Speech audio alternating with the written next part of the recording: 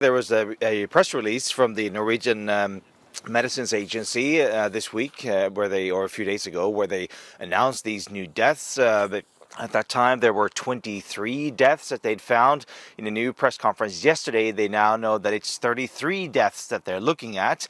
But as you mentioned, they've now investigated 13 of these deaths, looking closely at those deaths, and they're saying that they have not found any sort of link between the deaths and this new vaccine. The major concern, obviously, from Norwegian authorities is that this is being picked up as some sort of even propaganda. They're calling it propaganda, where, for example, there have been reports that the vaccine is supposed to be so unsafe, but the overall message now from the Norwegian health authorities is it is safe. They are, however, slightly changing the recommendations for those very frail and older people who are to receive the vaccine to make sure that it's sort of a calculated risk that they're taking. Of course, there's always a risk when you're taking a vaccine, so they want the medical professionals to sort of evaluate the risk. They're saying an evaluation should be carried for each individual patient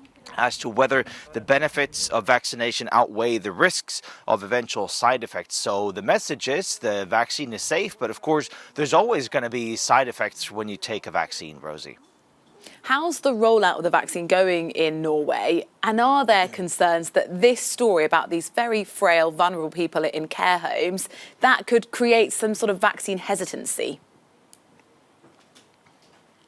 Well, currently they're focusing on mainly older people with underlying conditions in nursing homes.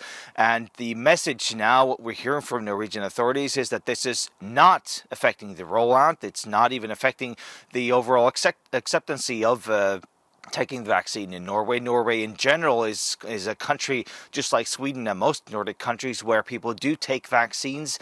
It's a large majority of people in the population that do take the vaccines. Of course, we all remember the side effects from the pandemic's vaccine a couple of years ago with swine flu, but that has so far not produced any sort of major hesitancy. And of course, this new report, people are of course concerned when you hear about these new deaths, but it seems like the reassurance from the authorities seems to be working. People are still taking the vaccine. That's the report for now, at least, Rosie.